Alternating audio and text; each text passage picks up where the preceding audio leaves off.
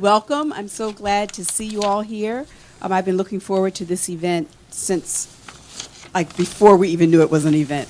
I'm Farrah Griffin. I direct the Institute for Research in African American Studies. And I should say that even before Vexy Thing had a title, maybe it had a title, I think it did have a title, I would drive Imani crazy and text her and say, when is it coming out? When is your, this was like 2 years ago. When is your gender book coming out? When is your book coming out? And then finally, when I started seeing notices for it, I asked her about format. She knew that I would want to do something here at Columbia. Imani Perry is one of our IRIS family members. She's taught here. She's just, extended family. And so we knew that we would do an event here at Columbia. But when I asked her the format, what format she'd be most comfortable with, what she'd most like, she said, I want to be in conversation with graduate students because I wrote it in part for them. And so tonight's format is a result of those conversations with Imani. It is presented by the Institute for Research in African American Studies, IRAS, and also by the Collaborative to Advance Equity Through Research at Columbia University. The acronym for that is CATER, that's a long word.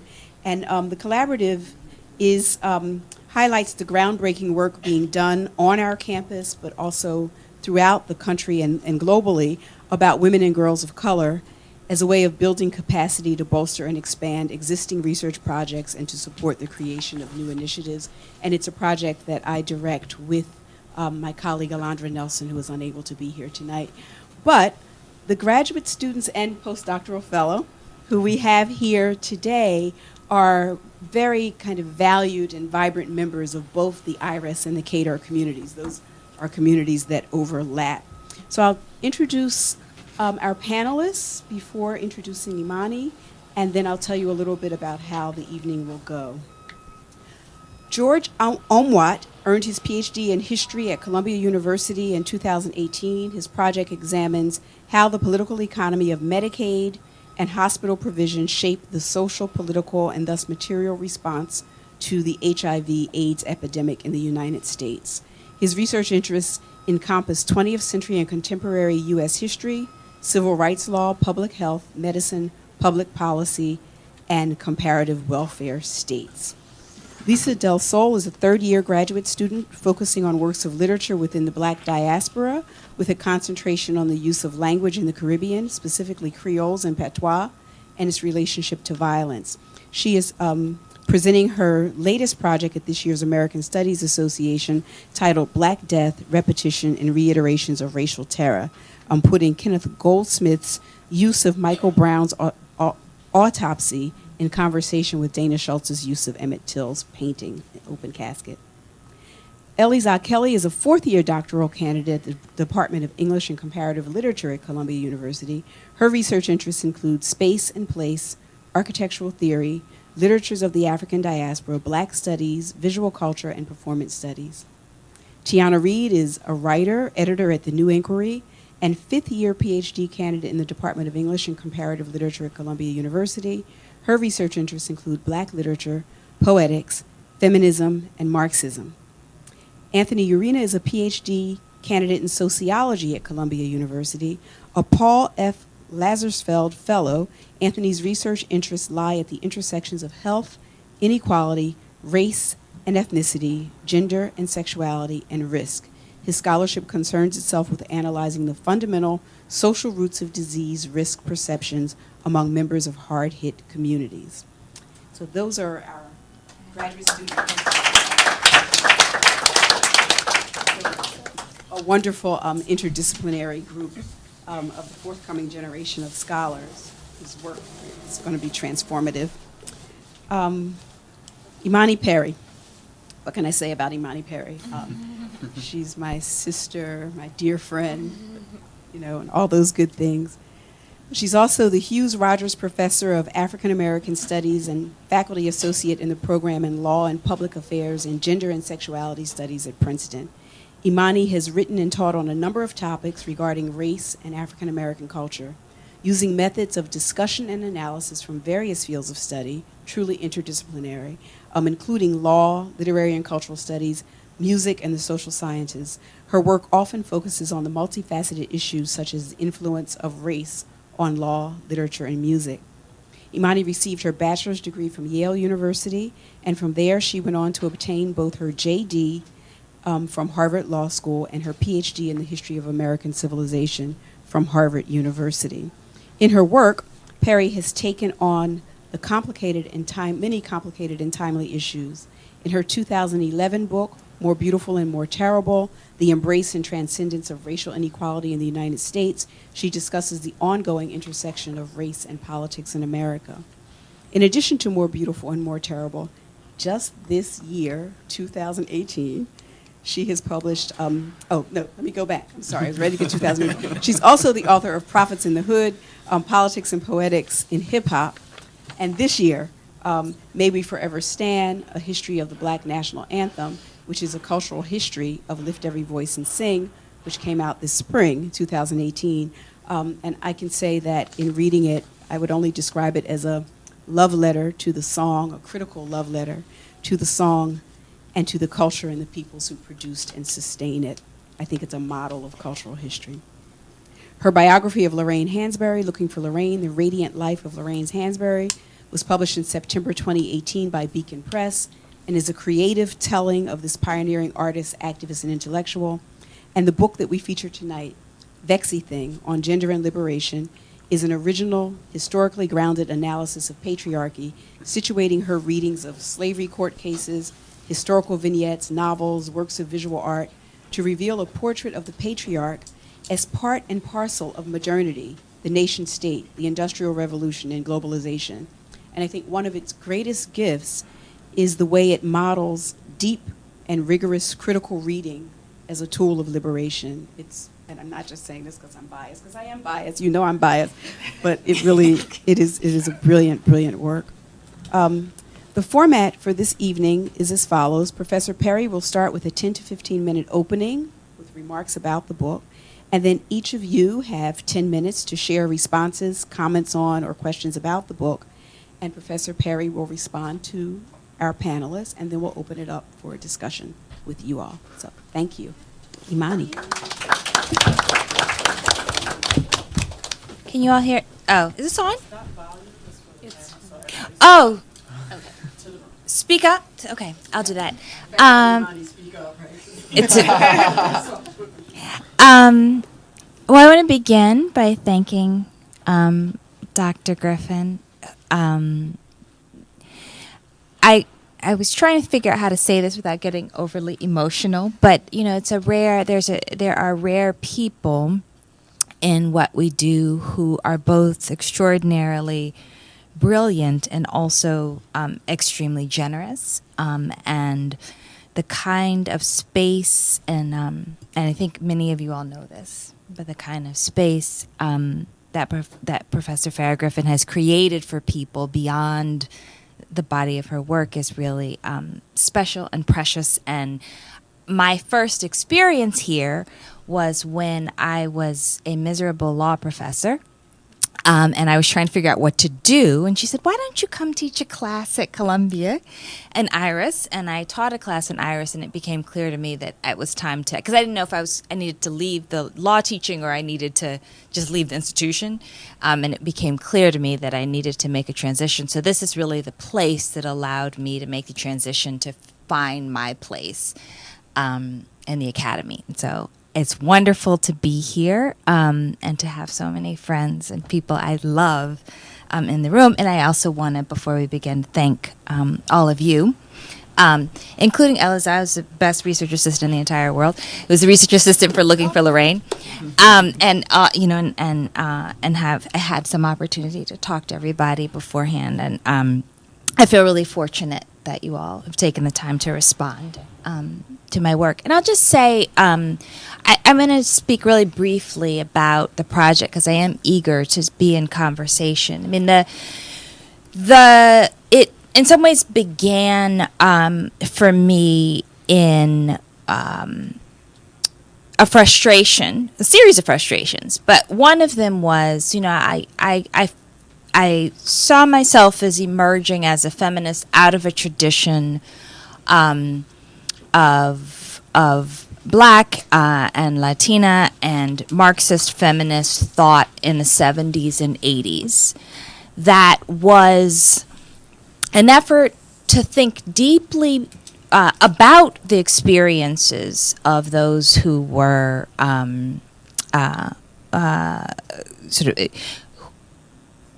those sets of kind of political and social identity groups, but also to think about the question of gender domination broadly, that it was not it was not simply, there was not simply a single axis to understand how gender domination took place, that in fact it had in these sort of multiple valences. And so there's this kind of incredible tradition that I felt had in some ways been marginalized. And what had been placed at the center was a very narrow conception of feminism, one that was actually about sort of struggles between elite men and elite women in wealthy nations. And that, the metaphor for me was always sort of walking into a bookstore and seeing Lean In at the front. And then, if there were sort of a much more complex feminist text, it would be somewhere off in the corner, right? And that, so in some ways it was this desire to make an assertion about a tradition that had in some ways been, I think, very deliberately muted, and to make a claim that if we actually want to think about what patriarchy is, these things, these kinds of questions not only shouldn't be marginalized, but actually you weren't really thinking about what patriarchy was if you weren't thinking about things like property, thinking about national sovereignty, thinking about what it meant to be a legal person or not, these categories of, and so that's sort of in some ways the kind of inception point. And I also was, another sort of frustration is that there was a lot of language that I saw circulating, terms like, patriarchy, that I thought there was a lack of clarity about what actually we were talking about. And I was interested in not simply, and oftentimes the term was used to refer to an ideology, but not a relation of domination. And I should say, let me think how to say. When I submitted my dissertation, one of my advisors said to me, "Take out all the vulgar Marxism, and then it'll be fine." And so that says something about who I am. But I was interested in thinking through actual relations. Patriarchy is not simply a set of beliefs, but what are the relationships that exist that produce gender-based forms of domination? So that was sort of beyond just this word, right? What does it actually mean?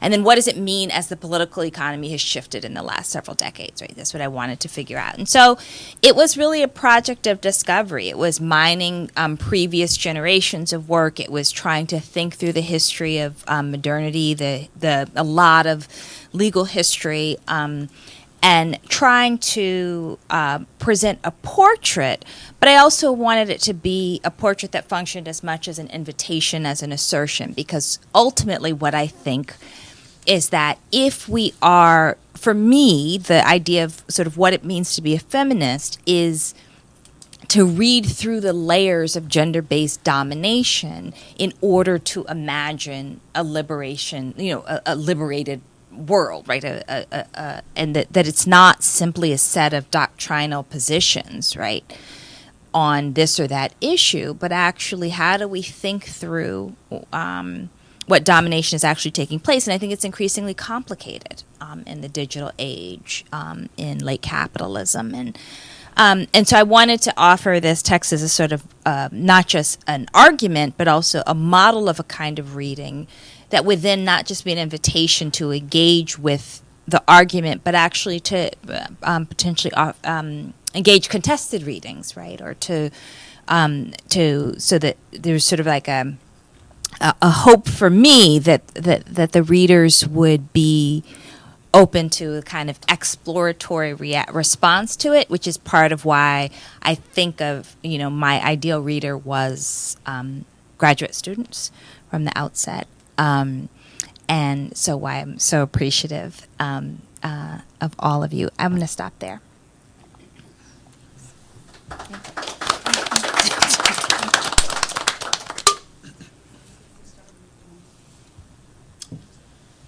right, I'm first.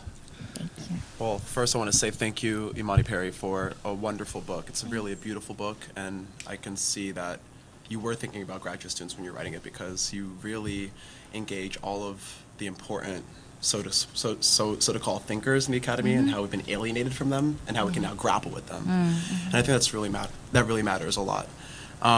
So if this were to be like a formal conference talk, I would probably title it "A Work of Both and Not Either Or." And then if I could get another subtitle, I would say "Against Doctrine." Yes. And I think that's what this book is about. Yeah. It's about giving us options, and giving us a means to take theory away from its rarefied, timeless place in the world, and to historicize it and to ground it and to test it with specific historical examples. So if Audre Lorde was correctly motivated in her nostrum that the master's tools shall not dismantle his house, perhaps it's time for us to study those tools and the way that they were built in a way to liberate us from imagined constraints that perhaps are no longer with us, or may be with us, but until we ask those questions, we will never know. We'll always be stuck in a sort of quandary of the inescapability of modern political philosophy. And so I really appreciate this book's effort to take its place in that so-called pantheon and to say it stands equal and it stands critically vis-a-vis these texts. I think there are three ways in which this book does this, and the first one is Professor Perry's kind of analysis of theory and history. And the book begins with a very thorough explanation of the ideas of John Locke and Thomas Hobbes, who are kind of foundational in modern political philosophy classes. There'll be the sort of English natural philosophers that are kind of presented as the basis of the present-day liberalism, the liberal order, the nation-state model. And I think the book does a very powerful job of taking those ideas but placing them in a historical context, right? And thinking about the ways in which they were mobilized. But one question I would have on this point is, we know that when John Locke and Thomas Hobbes were publishing their ideas, that these ideas were bandied about by the Royal Society in the 1600s and kind of English high society, but that they didn't necessarily diffuse to the level of the sort of yeomanry or kind of propertyless white man. So how do we grapple with that? The fact that it was only until the latter 18th century that these ideas are kind of codified as a posteriori reason for the United States. Right. How do we grapple with that simultaneous fact that ideas can be kind of born in these rarefied spaces, and that it takes maybe a century for them to come into sort of practice? Right. How do we explain what happens in between that period? So that's just one example, but Imani Perry takes on Nietzsche, takes on Baudrillard, takes on a lot of these other late 19th to mid 20th century thinkers, and really lines up how the figure of the patriarch is refracted through each of these theories in a way that I think is super useful, and also in a way, even though Foucault is criticized, when he published the History of Sexuality lectures, he was famous to say that, do not take this as doctrine, do not take this as the definitive history, these are a set of tools. And what's great about this book is that you are taking on the limitations of the Foucaultian model, picking up what's useful, but also taking it on, but also kind of saying a similar thing, that here are a set of tools that can be used, here's a theory of history that I think we haven't had for a good decade to 2 decades, where, theory of history used to be a big thing in the 80s and 90s, and at some point it kind of disappeared, and it became structural and end of history and sort of unified theory. This breaks that up again and allows us to think more imaginatively about the way we tell history. The second thing is the ethic of a politics of listening, and it goes along with the idea of a liberation feminism that, unlike the sort of masculinist lens of argumentation, of needing to win in your logical game, how about listening more? And I think this is something that's antithetical to the modern academy, to be quite honest. And I think is something that would be welcome. It's something I see in activist circles, in the Black Lives Matter movement, in Me Too, a politics of listening, but not so much, I think, in the academy, where there can be a reticence to share ideas, lest the sort of marketized environment that we're in allow people to run away with them and to take our identities. And so there are a lot of moments in the book, particularly chapters on simulacra child, thinking about the ways in which memes and online representation have simultaneously forced us to become legible in these predictable ways, but also flattened our contradictions. I think a similar thing could be at play in an environment where we're not listening to one another and where we need to be self-defensive and to preempt attack. So what does it mean to kind of lessen the stakes and to make things not necessarily safer, because I don't think ideas are necessarily safe, but a place where you can argue something and not fear being lambasted for the thought. And I think this is particularly important in Black studies because there's a caricature placed of Black studies that describes it as simply about radical left politics, but we know that's not true. And we know that the historical record demonstrates that is not true. And there are a whole range of thinkers that are lost, when we have a monolithic view that confirms the stereotype. And I'm thinking people like Charles Chestnut, people like Black Empire, the author of Black Empire, for example. Who am I thinking about? Schuyler, yes. Schuyler. A whole range of Black conservatives, for example, that were in the mix of thinking about futures or Afro-pessimism, edges and boundaries of the academy that aren't fully respected in political philosophy or philosophy departments or politics departments. How do we get this range and expansive view of Blackness into the picture again, so that we can have really rich debates that highlight our differences, but also new ways and novel ways of thinking that are not doctrinal? The third thing I think that's super important is this ethic of a curatorial life, that we have an ethical responsibility to pick up the things that are useful to us and to put down the things that are not useful to us. And in a world, this sort of neoliberal order where we feel like there are few philosophical choices, what does it mean to pick and to hold and to defend what the elements that kind of represent reality for you or describe reality for you? It's a very abstract way of speaking, but the idea is that we all come from very unique vantage points. So how can we curate our lives in a way that busts through the meme culture, busts through flat representations of sexuality, race, gender, even geography, politics, and allow people to move through their intellectual life in their contradictions? So this notion of a curatorial life, that we have an ethic of, just like the museum curator has an ethic of selecting works of art that are supposed to kind of represent movements or represent schools of thought, we personally, each and every one of us, have an ethic of selecting the things that we think may liberate us, and we have a moral responsibility, an ethical responsibility of packaging that in a way that's legible and grappable between us. So, thinking about dialogue as praxis, reading as praxis, I'm really excited for this panel, and I will end with a couple questions, big questions that maybe we can grapple with during the Q&A. The first is, what vexes?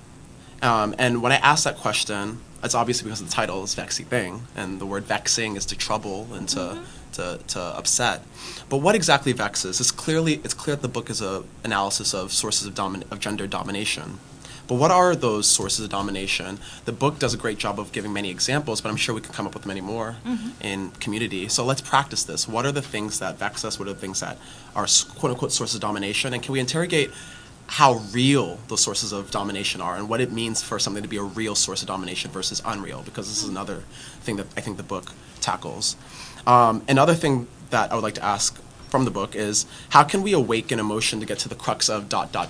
And this is part and parcel with the politics of listening, the curatorial life, is emotion being very important to busting through liberalism and conventions of us as separate individuals. So how can we bring emotion back into the picture, into our modes of analysis?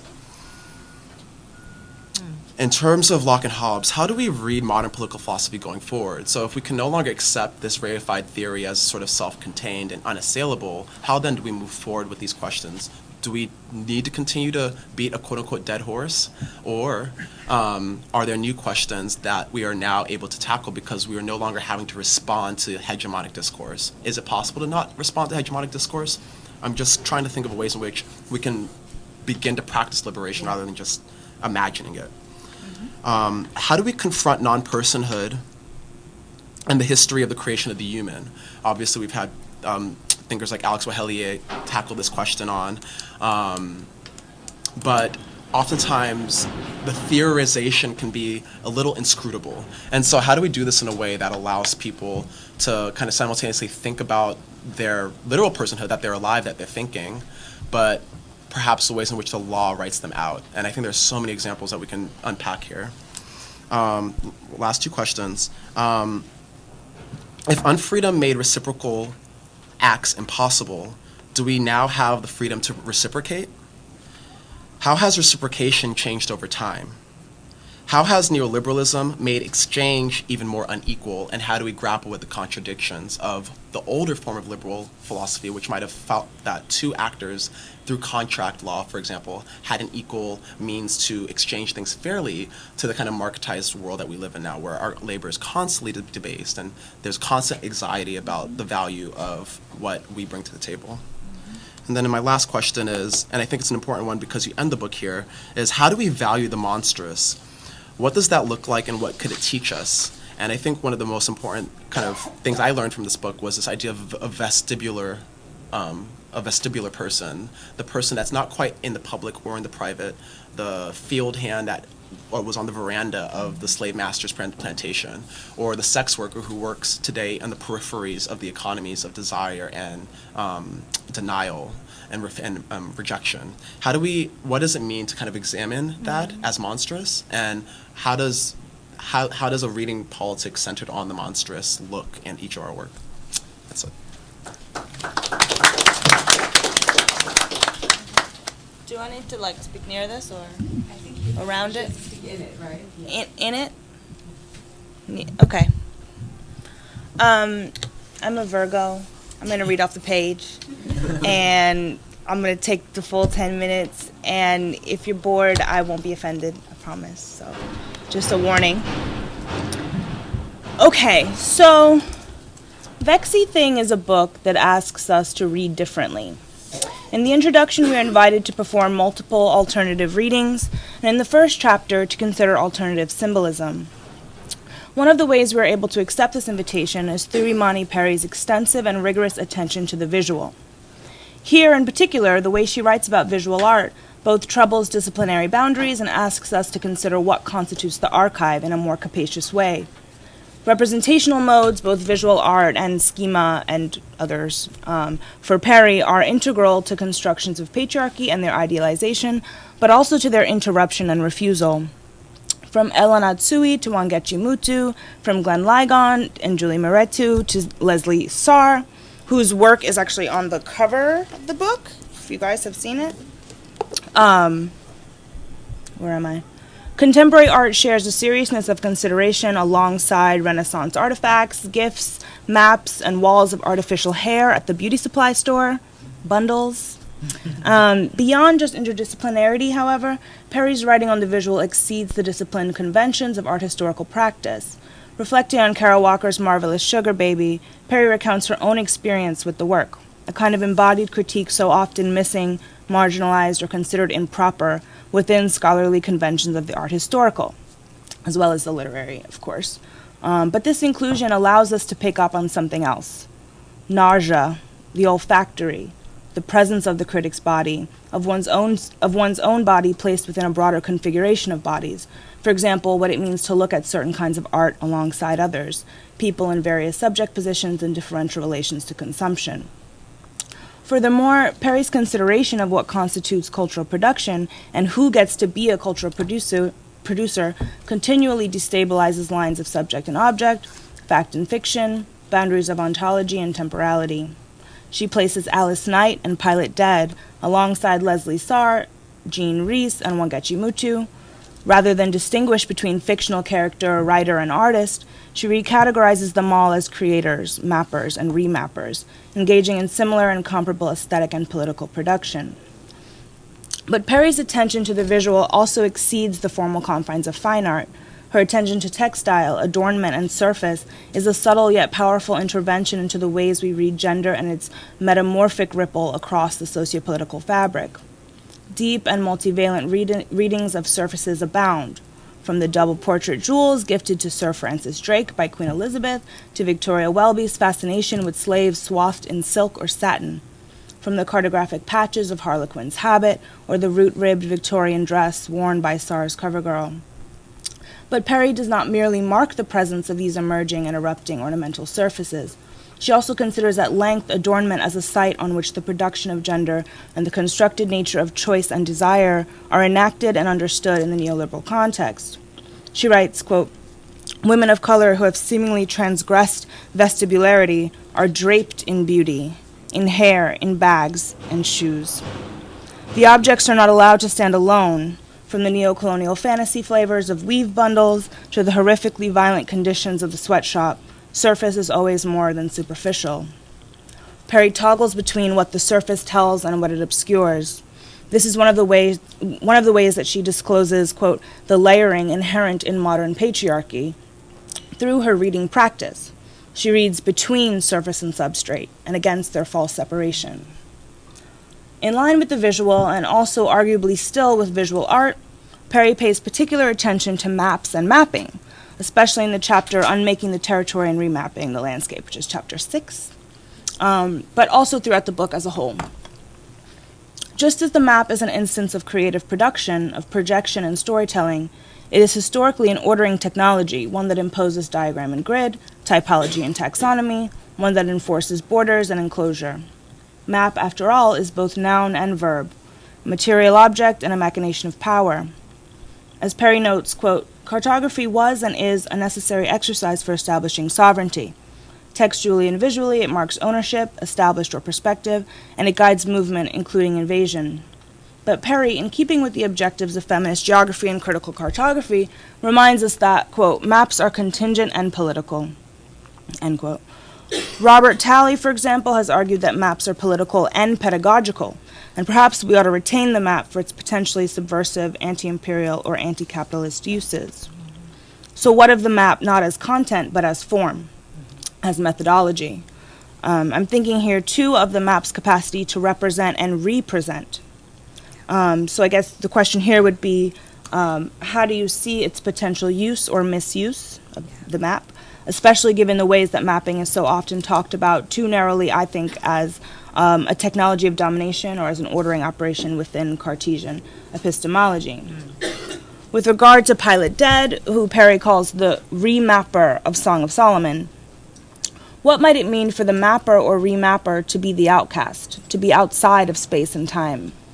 What vantage points become available for reimagining both space and its representation, and what model does that offer for us, for Black women? According to Perry, part of what Pilot remaps is another way of imagining human sociality. Among Pilot's Gospels, Perry writes, is an assertion that if you take a life, it is yours. To Pilot, moral obligation attends to relations that, in the logic of the society, are often dispassionate domination, acceptable exploitation, or disregard, end quote.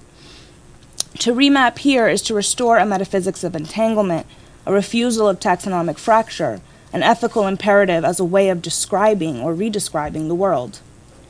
The clay and cloth maps of Alice Knight might extend such an ethical remapping across species, across and against ecological divisions.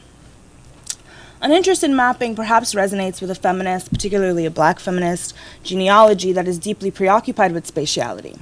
Perry writes of the Combahee River Collective, quote, "They critically imagined standing at vestibules and borders, a robust theoretical landscape that entailed the liberation of most of the globe," end quote. One thing I find particularly striking about this book is its unique form and organization. While the book is more or less chronological, Perry moves easily through vastly different terrains, remapping for us the various modes and locations of patriarchy's production as architecture and perhaps network. There is a sweeping spatial movement, lateral and multidimensional, as we move through time. Perry insists that we see previously invisibilized terrains, the interstices, nooks, and crannies that give us a fuller scope of patriarchy as complex, as structure. thinking about the book itself, in your terms of remapping, it seems to me that perhaps there's a feeling that the dominant models or senses of space currently at our disposal have proven in some way inadequate for the production of knowledge, as well as for the sharing or exchange of knowledge for our own political praxes. What does it mean to reorder things? Can it come about through rethinking literally the way we read? And I mean to gesture here to the organization and movements of the book, but also to the introduction of alternative reading practices, and so the dialogic nature of the book, as well as the very important point that you make, which is that you don't need to be well-versed in feminist scholarship or theory to understand or engage with the book. These seem to me to be very distinctive and deliberate properties that this book takes on, and if I can selfishly think here, in particular about the kind of work that graduate students and junior scholars, like many of the people on this panel, are putting or going to be putting into the world in the coming years. The question, I guess, is about the implications of what you raise and model for us on what the future of scholarship, especially Black feminist or liberation feminist scholarship, physically looks like. How might we think about actual material practices of reading, writing, and teaching in the future? For as you remind us in both word and practice, form must be supple too. Thank you.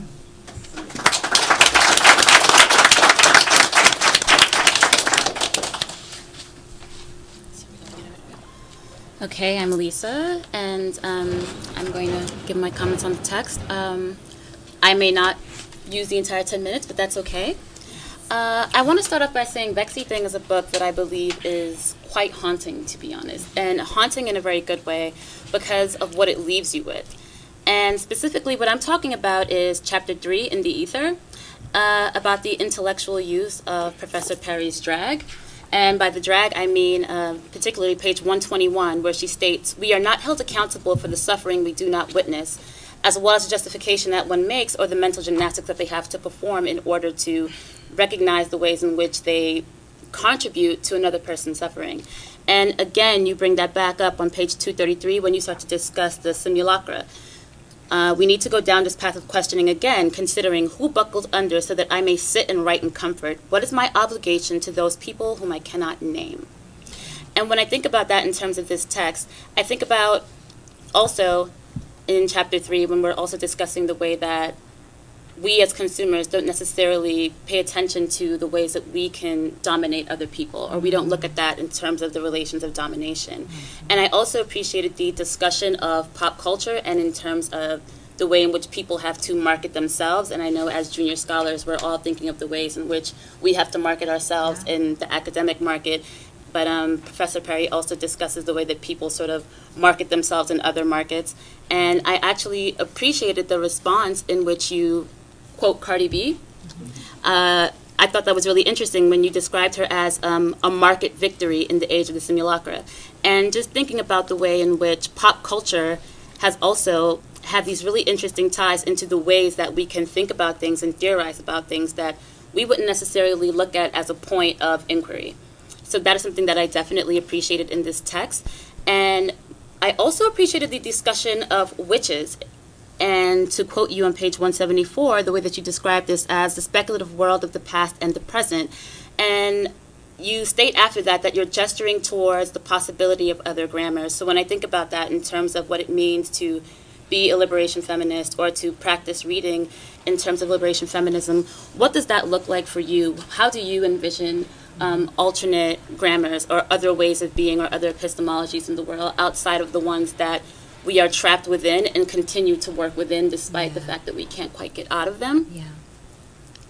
And also the description of the reality of natural bodies on page 182 and the way that we don't necessarily pay attention to those bodies who are rendered disposable or subject to the structures of domination at that time. I specifically appreciated in the line of naming the different kinds of bodies, you incorporated Choke Cherry Tree on a Back from Beloved. And I also thought about the way in which art comes to stand in for that which we can't actually name or theorize and work through.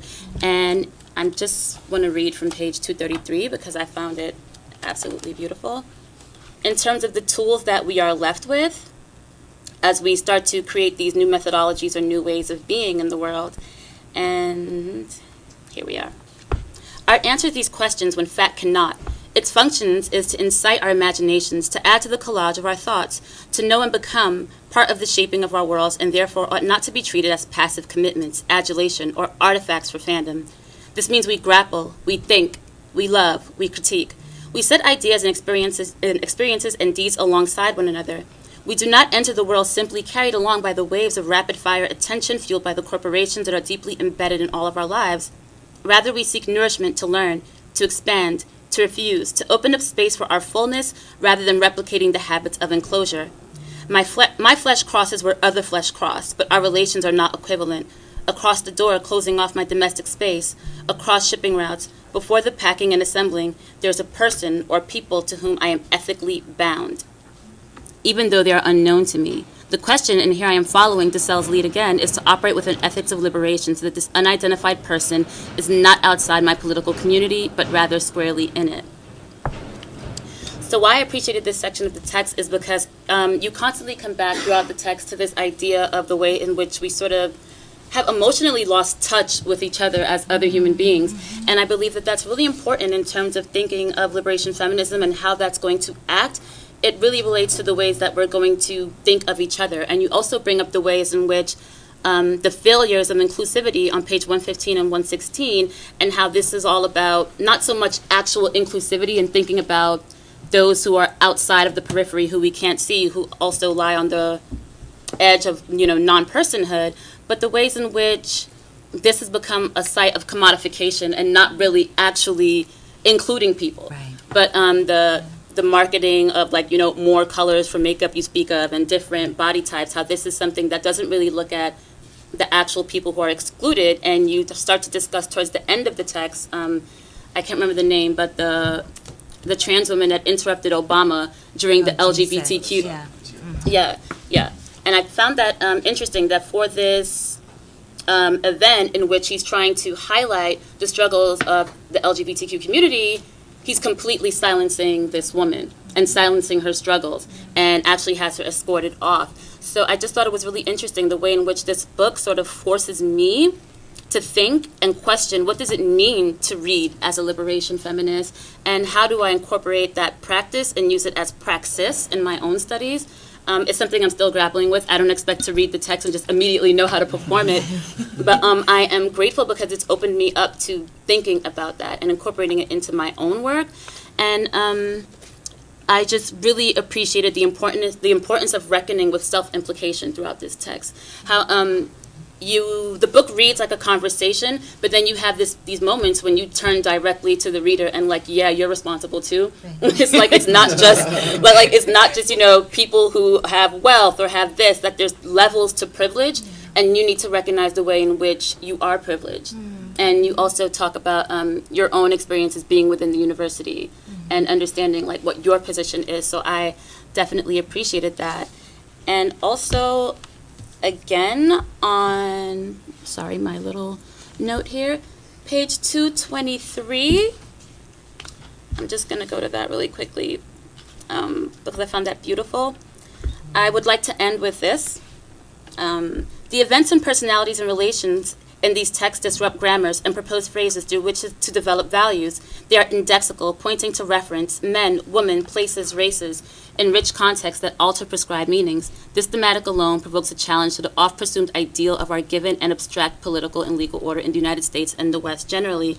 And just thinking about the way that you're emphasizing that we're not necessarily starting from scratch, that we do have certain tools and frameworks that we can pull from, but I like the fact that you're not pulling from the theoretical in terms of what we're going to use to create alternate grammars. You turn to jazz. And I would like you to talk a little bit more about that when the Q&A comes. Thank you.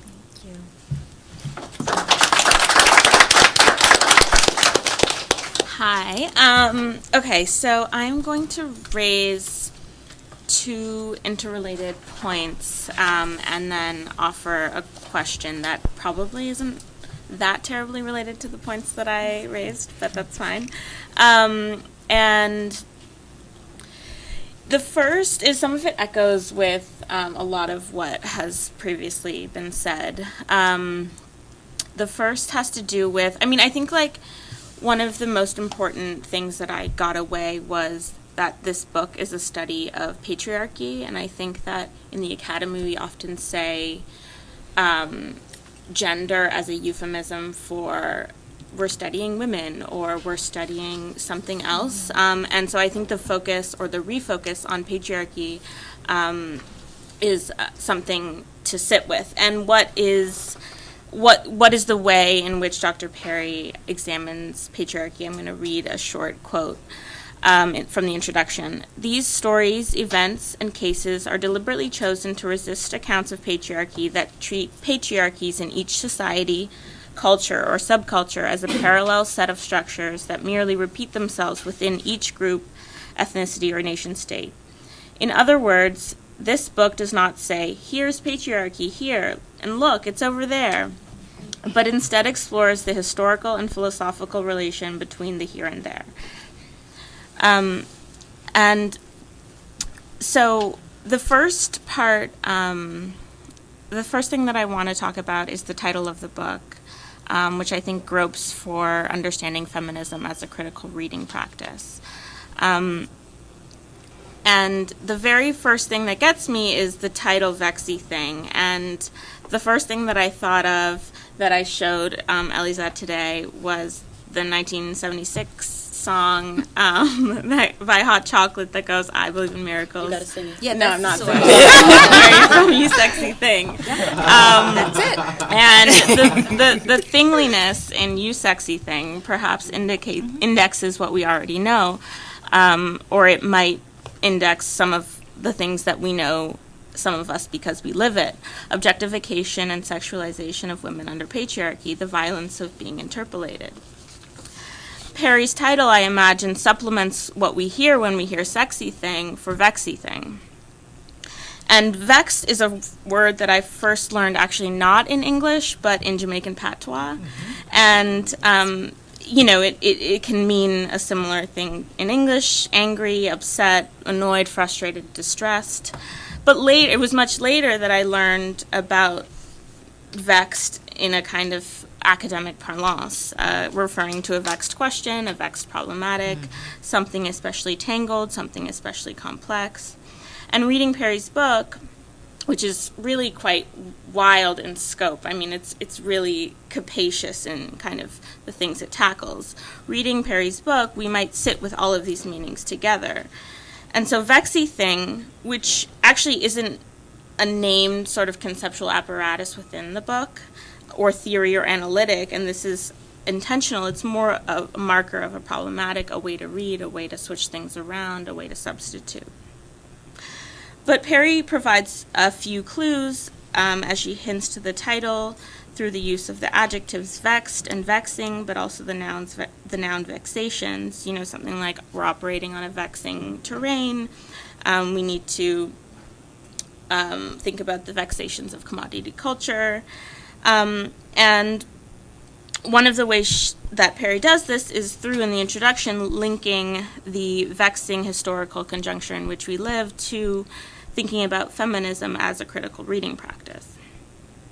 And feminism for Perry is less a position, a name, an identity, or a style. We might think of, this is what a feminist looks like, t-shirts, and more a way to read. And so some of this question was answered in Professor Griffin's intro.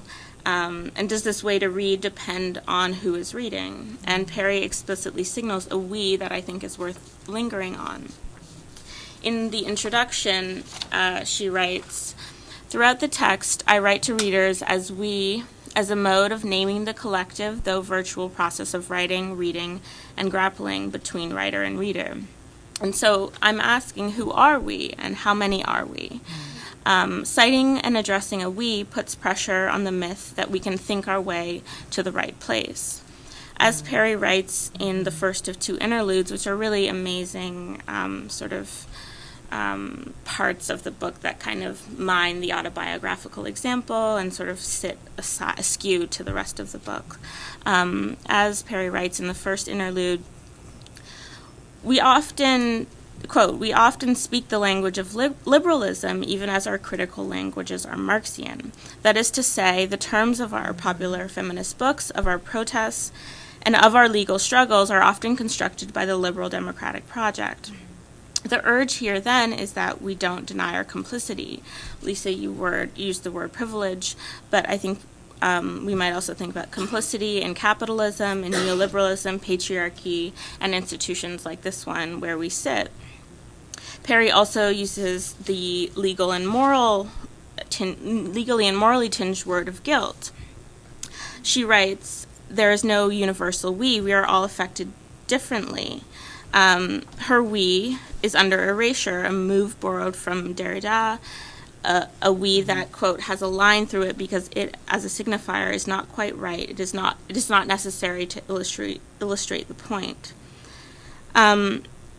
And so I think the question of how we, Lisa, that you brought up, how we accommodate the university in our very kind of presence, and how we also produce capital as we also produce thought and we produce practice, we produce imagination. And yeah, so I wanted to think about the we invoked in the book. And my last question that I said didn't have to do with anything, was a question about pleasure and where does pleasure lie in the book. It was really interesting that when you took up the question of pornography in the middle somewhere, and I thought that was a great example because you moved from the sort of position-based pro-anti, and so what might it mean to read the pornographic, as you put it, and questions around pleasure in all of these different self-fashioning arenas. Thank you.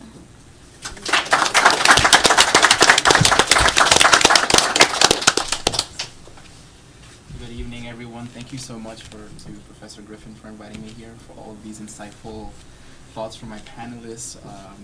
It feels like a bit of synchronicity here because of much of what I'm writing ends up being in direct response to some of the questions you bring up, and of course to Professor Perry for giving us this wonderful gift of a expansive book that I can only dream of ever writing.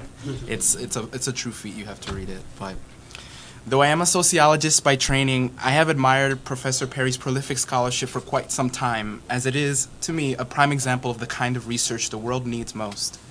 In academia, we are taught that the varying disciplines find rigor in their distinctions from one another, using specific methodologies to examine disparate problems that affect us all in explicit or implicit ways. Imagine then the erudition of a scholar such as Professor Perry, whose intellectual genealogy spans the expanses of African American studies, history, and law. Imagine her commitment to meticulously draw from and synthesize the wisdom to be found at the intersections of these traditions of thought.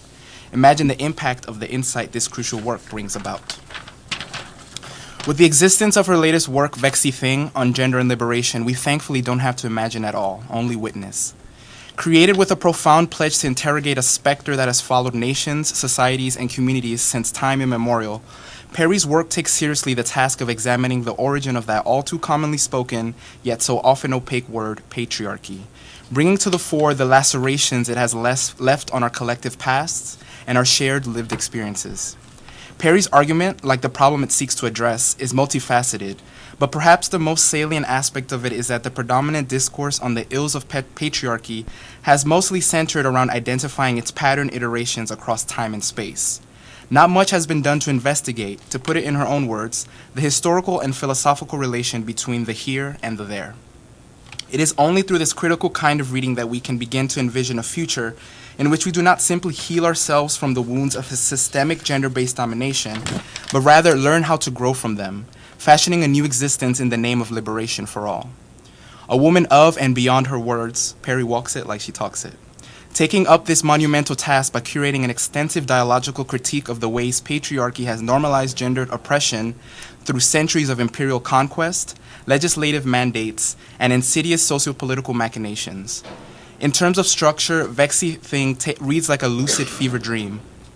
departing from the expectations of traditional academic prose and adopting instead a lyrical style akin to the ornate backdrops of a Kehinde Wiley piece or the visceral rhythm of a Nayira Wahid poem.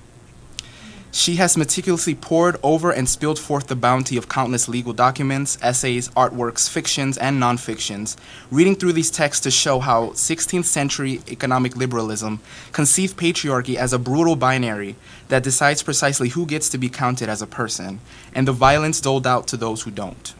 During that time, that meant European men held sovereignty in society, with their wives subservient in their liege, and everyone else, the wild savages, as John Locke called them, not recognized as persons at all. Wild savages is decidedly a vague and vilified moniker, but Perry's Vexy Thing removes the veil and brings humanity back to those who lay outside citizenship and this gendered binary. The non-European people, the women, the slaves, the have-nots, the witches, the poor, the propertyless, the powerless. These lives too mattered, and continue to matter today when we begin to realize that this system has never ceased to exist, but instead has found itself at the roots of the reality we now know. The magic of this much-needed scholarship, however, comes in its dedication to uncover how patriarchy's binary continues to haunt us, instilling itself even in the moments we most actively resist it. We see this in a contemporarily seemingly banal example Perry offers that we all have likely come across at one point or another in our digital lives. Black men were accusing failed black women of being the source of ruin in black communities, claiming alignment with feminist ideals as the source of this corruption. These women answered back, highlighting the fragility of these men and their masculinity as markers of their own failures, their own contributions to what both sides viewed as self-destruction. Perry steps in here and points out that this is not a case of patriarchy eradication, but rather reification. Resorting to logics of domination, all individuals involved in fighting fire with fire are in essence fighting patriarchy with patriarchy, unearthing the mandate of the binary that demands power be held in one hand and exerted without impunity upon the other. In her own words, she ponders, what would it take to get us all unbound ideologically, politically, emotionally, and structurally from the system that declares us inferior? One answer she provides is in treating feminism as a verb. To feel the resonances, answer the utterances, listen closely, and experience that as doing. Vexy Thing exercises that verb, beautifully illustrating how intellectual compassion and empathetic inquiry can and must be performed by all of us if we ever truly hope to be free. Perry takes us on a journey through the songs and dances of literatures that ground us in past we reconcile with and are reborn from, contemporary reconfigurations of who we understand ourselves to be and where we imagine ourselves going. Each page is swimming with references that beckon us to dive in and explore. You can flip through pages and find betwixt the paragraphs a weaving of echoes from Toni Morrison, ancient Greek mythology, and even Deborah Cox's iconic R&B, forming a vessel of knowledge that can transport us to the shores of clarity. The wonder of this experience is that Perry indulges us and carries us through these waters, but with her guidance comes an invitation to find other currents that can lead us to liberation. Indeed, as Perry states in the book's opening, that while she presents readings, they invite another layer of reading from the reader, and potentially a dialogue, such as the one we have today. And this, perhaps more than anything, is what makes this book and the charge it has given us so supremely unique. It does not claim to be a doctrine, an end-all be-all truth, but rather a northern star to guide us down an opening through which we can glance at the past we fail to escape and the futures we yearn for. Drawing from so many disciplines and art forms at once, Perry pieces together an ornate tapestry that reflects the impossibly complex reality of the lives we lead. Patriarchy is an ever-present yet tattered seam, so much so that we run the risk of assuming it to be a natural part of the design. The initial urge is to rip it out, unraveling it all, and starting anew. Vexy Thing asks us instead to step back and recognize that this tapestry has always been fractured, always incomplete, always beckoning to be made whole again. The praxis of liberation feminist reading Perry argues for is like a set of sewing needles, created specifically for the task of piecing together a cloth that can cover us in the warmth of unity. Perry does not discount the accomplishments and ongoing arduous labors of love feminist activists and scholars alike have engaged in, but she does ask us all to be more deliberate and consistent in our efforts to read through the layers of gendered forms of domination. I took this request to heart.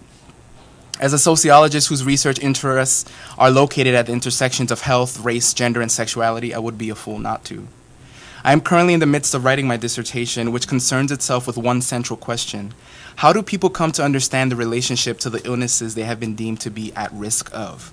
Specifically, I examine the thoughts and experiences of Black and Latino men who have sex with men in New York City, and the social factors that inform their perceptions of the contemporary HIV/AIDS epidemic. Of the many interviews I conducted for this research, Vexy Thing brought to mind the life of one young Afro-Latino man I spoke to, who I will pseudonymously refer to here as Don. I saw much of myself in Don's heritage, upbringing, and concerns about an uncertain future. The gay son of Dominican parents who have been less than warm towards his sexuality, much of Don's life is marked by daily self-defense against the views of his relatives. In his own words, Don tells me of this disapproval. In the Dominican Republic, it's very Catholic over there. My family isn't really religious now, but they do have faith in it. They really just don't like that about me. I mean, they accept it. They accept that's who I am, but they just don't like it because they'd rather have me into women because they want grandchildren. They want me to fit into the hetero norms as much as I could, but it's just, I'm very flamboyant, so it really doesn't fly. He shares the trauma he has endured at the hands of his parents, who, like the patriarchs that preceded them centuries ago, met his deviance from the binary norms with violent domination. At 2 points in his early life, once when he was 17 and again when he graduated high school, his parents paid women to have sex with him, in hopes that the experiences would make him straight. With a steely solemnity, Don told me that he tried, but he just couldn't do it. The traditional sociologists would categorize this as an instance of family-based homophobia and sexual violence, but a liberation feminist reading of this narrative asks us to go beyond mere identification and examine the conditions that allow for, require, and sometimes foretell that such trauma should ever ravish an innocent life. Of note here is the minimal degree of religiosity Don notices in his parents, despite their staunch adherence to Catholic ideologies about sexuality, something he understands to be germane to the Dominican Republic. A country born from brutal colonial practices, it is no coincidence that its national motto is Dios, Patria y Libertad, God, Fatherhood, and Liberty. God, Patriarchy, and Liberty. God, Patriarchy, and Liberty, but none of it spoils for the wild savages who would threaten the balance of the binary. It truly is a vexy thing, but untangling the vexation one feels when hearing accounts like these will remain an impossible goal until we commit ourselves to curating that process with genuine love for one another. Perry shows us that everyone, not just scholars and activists, can be a vicar of liberation. Truthfully, we must be, because as the old adage goes, ain't nobody free until we're all free. Thank you.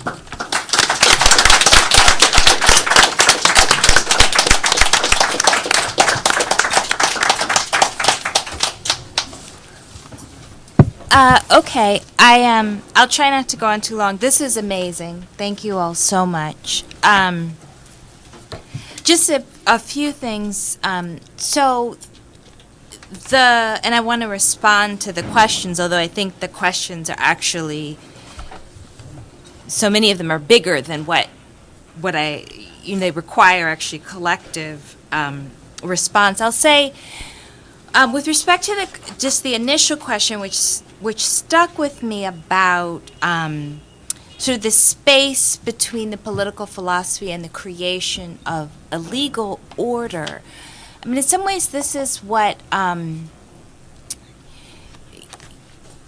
what I'm concerned with is that in the process in the 16th and 17th century of actually forming the role of the patriarchy as a legal category at the age of exploration, or the age of conquest, or violent domination of the globe, right?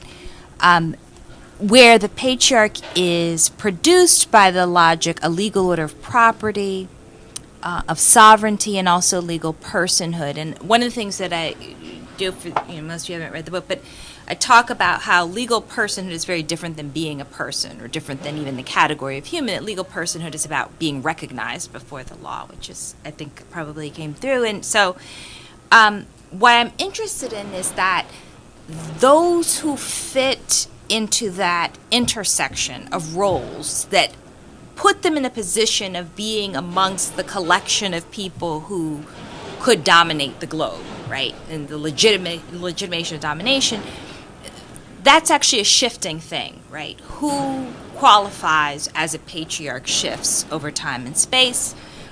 It's a category that grows. that grows in the United States in particular to be a category that's highly associated with whiteness, right, and wealth, right, and access to capital, and that, and part of the reason I want to keep track of that is because, you know, kind of the shift to neoliberal or carceral or corporate feminisms often identify feminism as that which allows for some women to occupy the position of patriarch, as opposed to challenging the structure of domination itself, right? And so when I talk about gender domination, I'm not sort of talking in essentialized terms about what gender one belongs to, but actually the sort of gendering of relations of domination, and sort of, and that is, and so when I get to the point about sort of this question around the politics of listening, part of it is sort of trying to push past those structures in order to be moved, to transform the relationship, right? And the idea of being moved by sort of listen beyond those who fit the categories of those who are legally recognized, those who are seen as part of, who are citizens, who are seen as part of civil society, and to be moved in such a way that our sense of affiliation could change, right? Who we belong to or who we're connected to,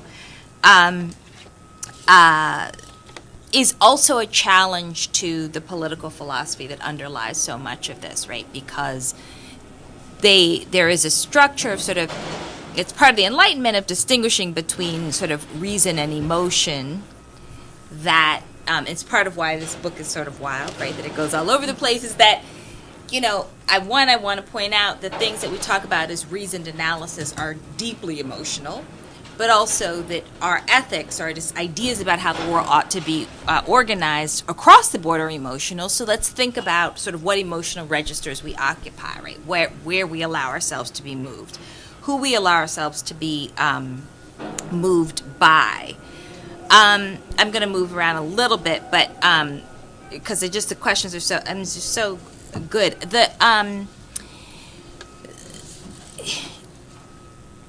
The question of maps, for me, is part of what's troubling, or part of like sort of this thing of sort of doing and undoing, or like mapping and then understanding is contingent and therefore incomplete. It's like, you know, I talk about Bonini's paradox, which is that if you were to map everything, a map would be unusable, right? Mm-hmm. So, but every time you map, you leave things out, right? And those are ethical choices.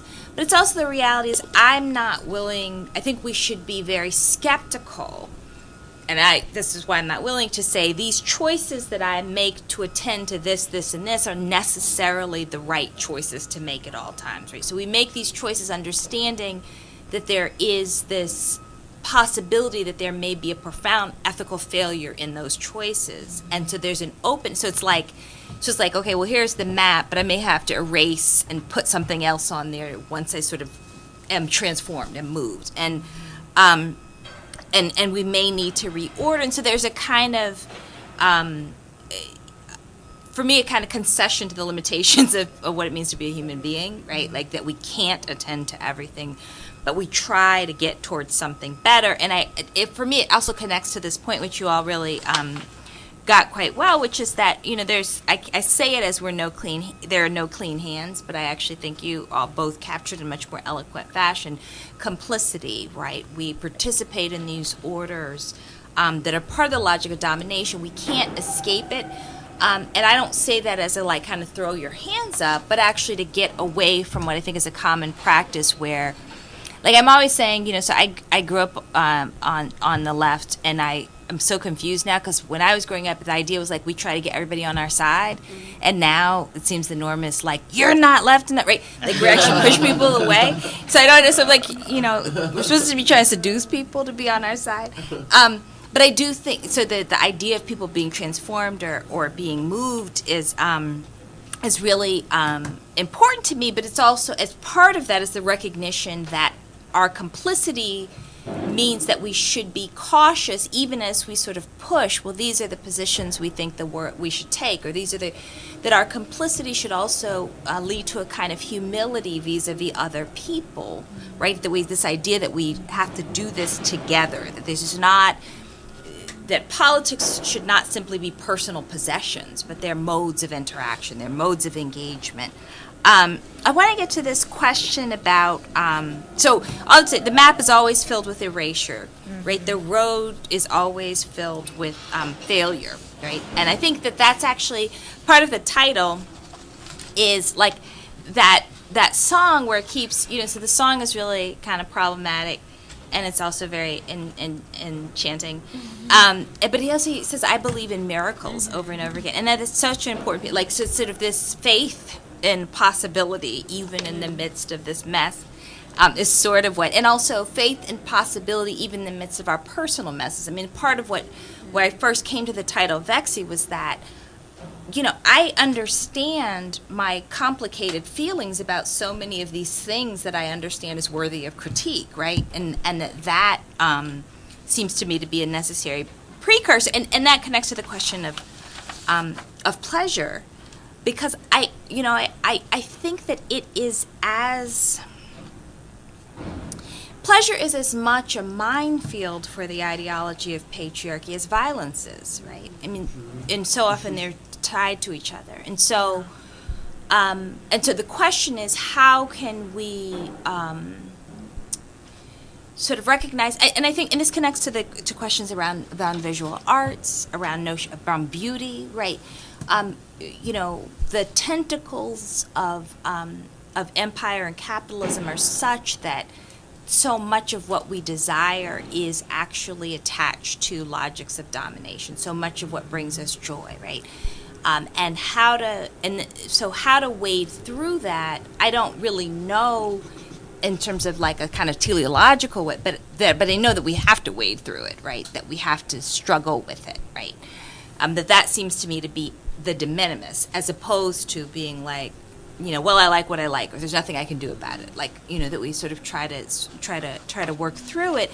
And one way of working through that, I think, is actually this practice of witnessing. So one of the things I talk about, the pornographic is actually is about less about how explicit something is, and instead about a relationship of sort of refusing to see the actual sort of like a watching without a witnessing the experience of those who are on the video or behind the booth or what have you, right? That it is actually what makes it pornographic is a relation of domination, not the question of how explicit something is, right? And so can we imagine? So as opposed to sort of, and I really appreciate the point of saying sort of being pro or anti-porn, actually thinking about how can we have a more ethical relationship with this thing that is so widely consumed, right? How do we have with human beings, right? In this space. I want to, just about two things. I mean, one, I really appreciate how generous you all are with my sort of wide-ranging method. And in some ways it is this recognition of what I think is the value of theory and the limitation of it, right? And so here's a framework for trying to think through something. I want to offer a framework because that is part of it. And this is why, for me, it is important to keep going to Locke and Hobbes, because those are frameworks that shape us all as, the entire globe in some ways we're subjects of the West, right, whether or not we want to be. But I also want to read them for what they have left out, the gaps, right? So part of these moments for me that were so illuminating as I was reading is like, Locke understood that there was a social constructedness to race and humanity, right? He knew that the things that we say now was very clear in the text, or Adam Smith, right? They all understood that. There's a very deliberate move to foreclose certain sectors of humanity in order to create a structure of dominating the globe.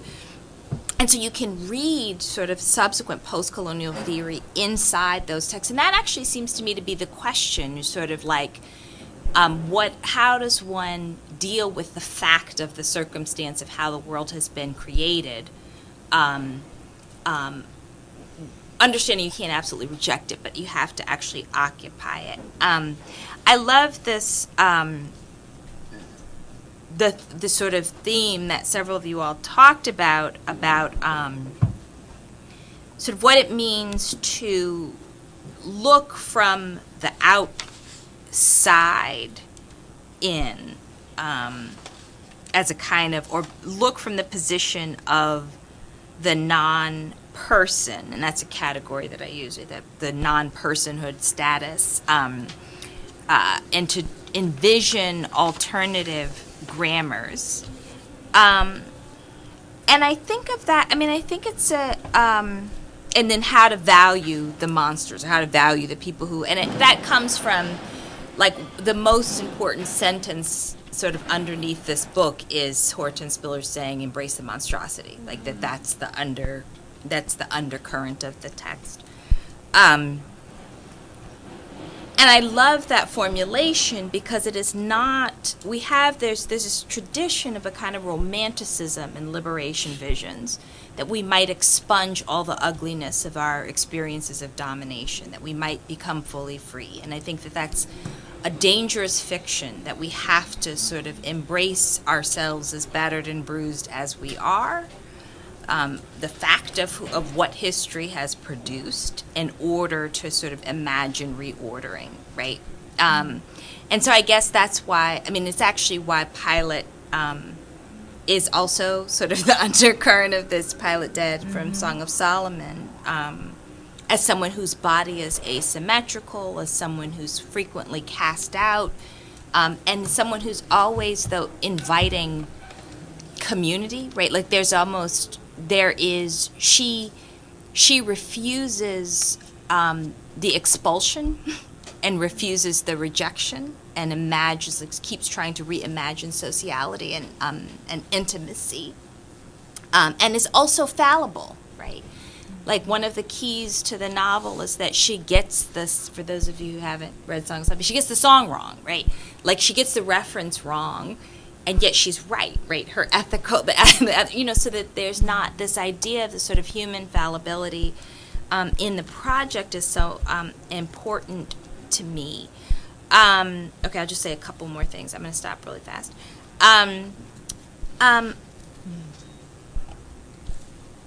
I think one of the questions, actually, I think that is implied or that is suggested is also, and when I gave a very early version of the talk that led to this book, people said, well, you talk about, like, the framework is all this law stuff. Oh, maybe it was the other one. I don't know. Anyway, framework is all this law stuff, but all of your solutions are, like, in art and music and stuff.